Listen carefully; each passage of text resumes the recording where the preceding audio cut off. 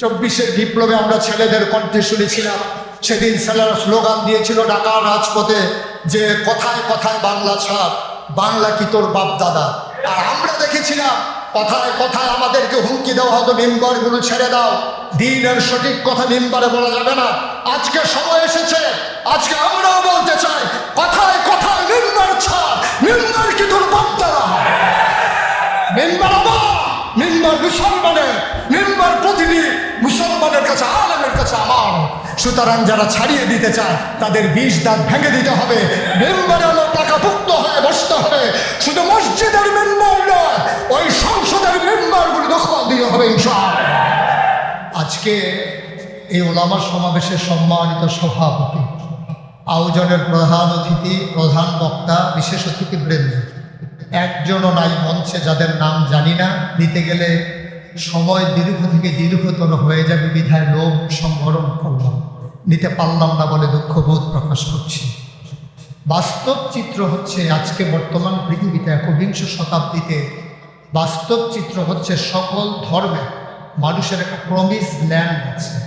যেমন হিন্দুদের promise land হচ্ছে ভারত, ইহুদিদের প্রমিস ল্যান্ড হচ্ছে ইসরায়েল, খ্রিস্টানদের প্রমিস ল্যান্ড হচ্ছে ভ্যাটিকান সিটি, আর মুসলমানদের যে প্রমিস ল্যান্ড হওয়ার কথা ছিল মক্কা মুকাররমা, কিন্তু চতুরভাবে সেই প্রমিস ল্যান্ড থেকে আমাদেরকে বিচ্ছিন্ন করে দেওয়া হয়েছে।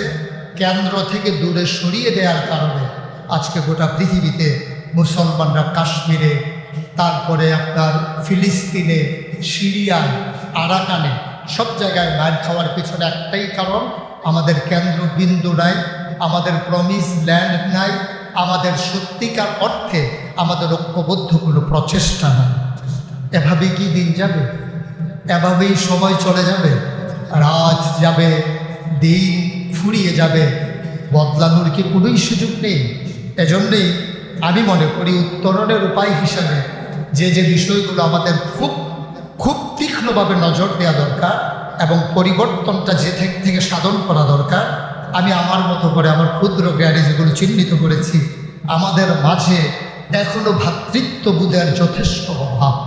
যদি আমি মনে করি আমার যিনি আল্লাহ, কাউমি ঘরানার যারা আলেন তাদের যদি প্রভু হয় আল্লাহ, যারা আমাদেরকে আমরা সুন্নি বলি তাদেরও যদি আল্লাহই তাদের রব হয়, তাহলে আমাদের যেমন নবী মুহাম্মদ রাসূলুল্লাহ, আমাদের কিবলা যেমন কাবা, আমাদের দ্বীন যেমন ইসলাম, আমাদের দ্বীন প্রচারে আমাদের যে জীবন বিধান তা যেমন কোরআন, তাইলে কিবলা এক, কাবা এক, আমাদের দ্বীন এক, আমাদের নবী এক, আমাদের ধর্মগ্রন্থ এক, তাহলে আমরা কেন অনেক? এটাই হচ্ছে আজকে সবচেয়ে বড় দুঃখের বিষয়। এক্ষেত্রে সবচেয়ে বেশি ক্রাইসিস পিরিয়ড ওভারকাম করছে ওলামায়ে কেরাম এবং মুসলমানেরা। কারণ হচ্ছে আমরা এখনো এক আল্লাহ বান্দা, এক নবীর উম্মত, এক কোরআনের অনুসারী, এক ধর্মের আমরা পথিক হয়ে এক হতে পারলাম না। কারণ ব্যক্তি স্বার্থর কাছে আমাদের বৃহত্তর স্বার্থ আমরা জলাঞ্জলি দিয়েছি। আমরা যখন দেখি সম্মেলনের পরে বলা হয় সম্মেলন দিয়ে দিন কায়েম হবে না, তখন আমাদের বুঝতে আর বাকি থাকে না, কুচকুচ কালা হয়। তখন আমরা বুঝে নেই কুকুর ল্যাজ লাড়ে না, ল্যাজ তার কুকুর লাড়ে।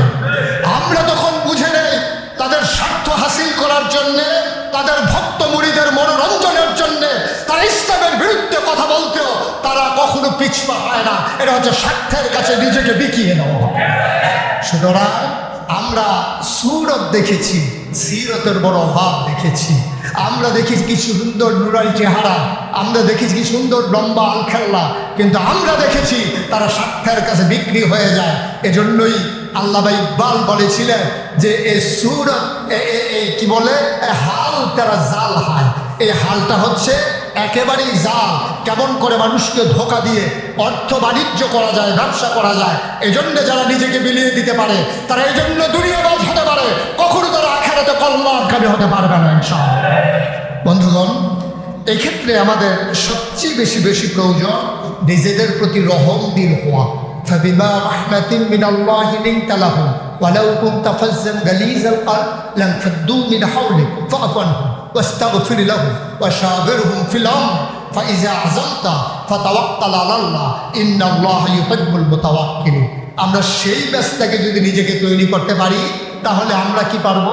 সকল ঘরানার ওলামায়ে কেরামকে সমুদ্রের মতো বিশাল হৃদয় নিয়ে আমরা এক মন ময়লাযুক্ত মানুষটাকে আমাদের বক্ষে ধারণ করে নিতে পারবো। ময়লা নিয়ে যখন সমুদ্রে ঝাঁপিয়ে পড়ে মানুষটা পাক হয়ে উঠে আসে, সমুদ্র কখনো না পাক হয় না। আমরা হব বিশাল আকাশের মতো, আমরা হব বিশাল সমুদ্রের মতো। আমরা অভিভাবকত্বের জায়গায় আছি। আমরা যেহেতু বুঝে নিয়েছি দিন কাকে বলে, কেমন করে তৃণমূল পর্যায় থেকে রাষ্ট্রের সর্বোচ্চ পর্যায় পর্যন্ত দিন কায়েম করতে হয়, যেহেতু আমরা বুঝে গেছি আমাদের দায়িত্বটাও বেড়ে গেছে। সুতরাং আমরা কাউকে দূরে সরিয়ে দেব না, আমরা আমাদের কাছে টেনে নেব। ভাবতে হবে সার্বজনীন, কোনো গণ্ডির ভিতরে আবদ্ধ নয়। ওটা বিশ্ব নিয়ে ভাবতে হবে, ভৌগোলিক অবস্থান বুঝতে হবে, কোন জায়গায় কি প্রেক্ষাপট কাজ করছে এ সম্পর্কে সম্যক ধারণা রাখতে হবে। সবচেয়ে বেশি যেটা প্রয়োজন, আমি একদিন থাকবো না। আপনারা দেখেছেন কিনা কখনো যখন কোথাও আগুন লেগে যায় তখন দেখবেন দ্রুত বেগে বাইরে থেকে বাতাস ছুটে আসে ওই আগুনের জায়গায়। আমি গবেষণা করলাম কেন এটা হয়। আগুন অক্সিজেন পুড়িয়ে দেয়, অক্সিজেনের অভাবের কারণে কখনো জায়গা শূন্য থাকে না। সেই অক্সিজেন দূর থেকে এসে দৌড়ে এসে সেই জায়গাটা পূরণ করে দেয়।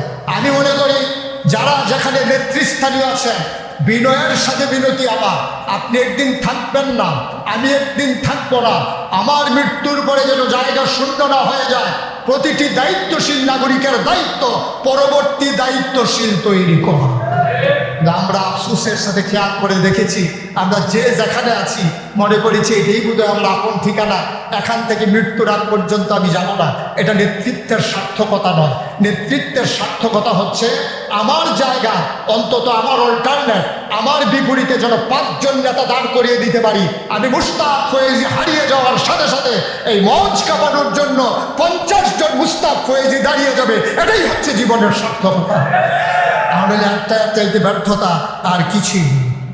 যেমন করে নবীর ইন্তেকালের পরে আবু বকর মুরতাদের বিরুদ্ধে দাঁড়িয়েছিলেন সত্য হয়ে, ওমরে ফারুক যেমন করে কল্যাণ রাষ্ট্রের রূপরেখা দিয়ে তিনি প্রমাণ করে দিয়েছিলেন কেমন করে মানুষকে রাষ্ট্রীয় স্বাদ দিতে হয়, ঠিক তেমন করে ইসলামের 5ম খলিফা মাঝ দিয়ে কিছু খলিফা যখন পদচ্যুতি ঘটল, তাদের আদর্শচ্যুতি ঘটল, ইসলামের 5ম খলিফা হিসাবে সেদিন যখন খলিফা ওমর ইবনে আব্দুল আজিজ ভূমিকা পালন করেছিলেন। পরবর্তীতে ক্ষমতা আর দিন দুটার সমন্বয় আর আমরা দেখিনি। এই জন্য হাসান আল বান্নার উদ্ভব হয়েছে, এজন্য পরিচয় ঘটিয়েছে সৈয়দ আবুল আলা মওদুদী রহমতুল্লাহ আলাই, যারা রূপরেখা দিয়েছেন কিন্তু বাস্তবের প্রমাণ দিয়ে যেতে পারেননি। আমরা যারা তাদের স্বপ্ন দেখি, তাদের স্বপ্ন বাস্তবায়ন করার জন্যে আমরা যারা আজকেও এখন পর্যন্ত বেঁচে আছি, আমাদের দায়িত্ব সময় এসেছে। আমরা কি শুনেছিলাম 24-এর গণ অভ্যুত্থানে, 24-এর বিপ্লবে আমরা ছেলেদের কণ্ঠে শুনেছিলাম। সেদিন ছেলেরা স্লোগান দিয়েছিল ঢাকার রাজপথে যে কথায় কথায় বাংলা ছাড়, বাংলা কি তোর বাপ দাদা। আর আমরা দেখেছিলাম কথায় কথায় আমাদেরকে হুমকি দেওয়া হতো মেম্বারগুলো ছেড়ে দাও, দিনের সঠিক কথা মেম্বারে বলা যাবে না। আজকে সময় এসেছে, আজকে আমরাও বলতে চাই কথায় কথায় মেম্বার ছাড়, মেম্বার কি তোর বাপ দাদা। মেম্বার আমার, মেম্বার মুসলমানের, মেম্বার প্রতিটি মুসলমানের কাছে, আলেমের কাছে আমার। সুতরাং যারা ছাড়িয়ে দিতে চায় তাদের 20 দাঁত ভেঙে দিতে হবে। মেম্বারে আমার টাকাভুক্ত হয়ে বসতে হবে। শুধু মসজিদের মেম্বার নয়, ওই সংসদের মেম্বারগুলো দখল দিতে হবে ইনশাআল্লাহ। আজকে এ পর্যায়ে এসে সবাইকে জাগিয়ে দেওয়ার জন্যে, নিজেকে শানিত করার জন্যে যদি এইভাবে বলি, জেগে উঠি, গর্জে উঠি, জাগিয়ে দেই জনতা, বুঝিয়ে দেই, শুনিয়ে দেই কোরআনের সত্যতা। সকল ভেদাভেদ ভুলে গিয়ে মাথা উঁচু করে দাঁড়াও, আজ হবেই হবে, হতেই হবে প্রভুর দুনিয়ায় প্রভুর রাজ। সবাই মিলে এগিয়ে আসি, সবাই মিলে এগিয়ে যাই। পথ চলা কণ্টকাকীর্ণ, কখনো কুসুমাস্তীর্ণ নয়। এ কাটা মারিয়ে ক্ষত বিক্ষত হয়ে রক্ত পথ পাড়ি দিয়ে এগিয়ে যাব হেরার রাজ পূরণের দিকে।